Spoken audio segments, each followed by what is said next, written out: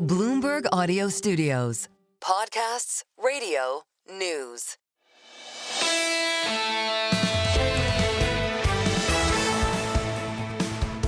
Single best idea. We'll be quick today. The entire team has to take a nap after the sleepless day after day that we're facing, and we hear from you that you're facing as well. Let's get right to it. Jurrien Timmer is outstanding at Fidelity.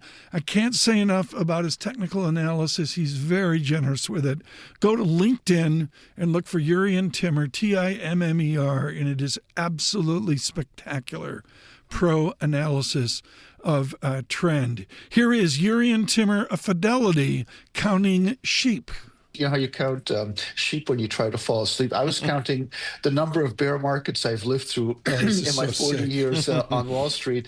And so I'm at number 12 now. So I've gone through 12 bear markets, and they're all equally and differently scary, but they all have things in common. And this is why we look at charts, of course. And ironically, you know, the LTCM 1998 cycle, which of course bears no resemblance to today in so many ways, other than it was an unwinding of crowded levered trades.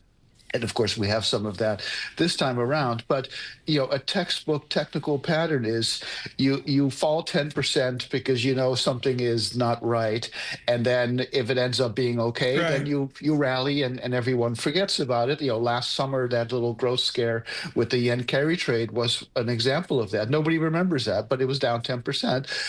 And then if something does end up getting worse, it falls to 20%. And at that point, it's discounted a fair amount of bad news. And then you get the inevitable rally like we saw last week when the tariffs were delayed, for 90 days.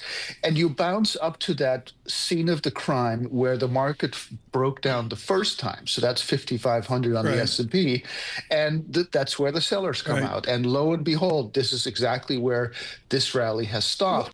Jurrien Timmer, just brilliant there on the technical trends of the market. And of course, now hanging on every headline, I'm very, very hesitant to say technical analysis really is part of the discussion. We certainly have not seen going down the typical chapter in a technical analyst textbook, which says you need catharsis to find a bottom. I don't think anyone in the game is saying that we've seen a cathartic event. Constance Hunter is with EIU and also Macro Policy Perspectives, and she was just brilliant today.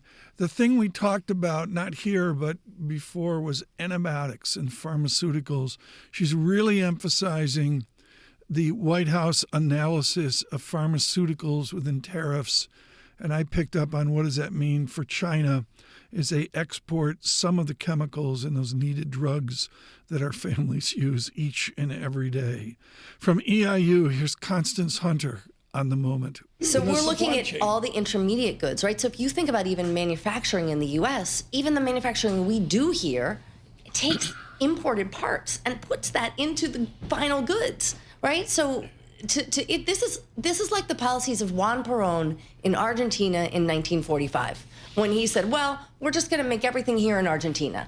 Like, if we keep going down this road, it does not end well.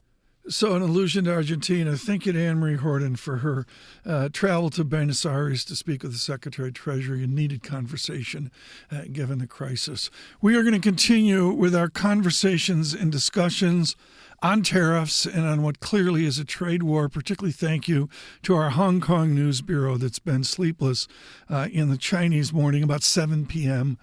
Eastern time. That's when I really start looking at the next day, because that is the next day in Asia. On the Pacific Rim, we are on YouTube. Subscribe to Bloomberg Podcasts. In the Pacific Rim evening, you can hear us there and see us there. And on YouTube Podcasts, this is Single Best Idea.